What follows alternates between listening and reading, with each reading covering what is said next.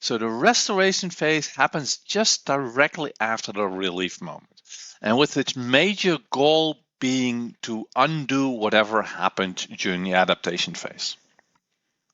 So on a psychological level, it's this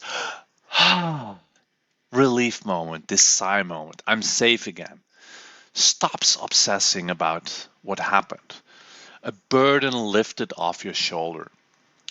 And the behavior normalizes. If there was sudden aggression in the adaptation phase, things chill down in the restoration phase.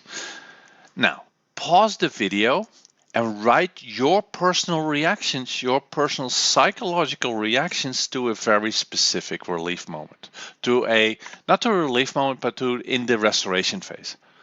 Take one example that you felt this relief moment and you went into the restoration phase, and write some of your personal reactions. What did you perceive on a psychological level?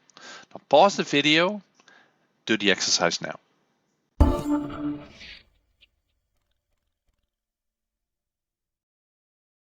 Now go to free.biocompass.org and get more additional resources, all free.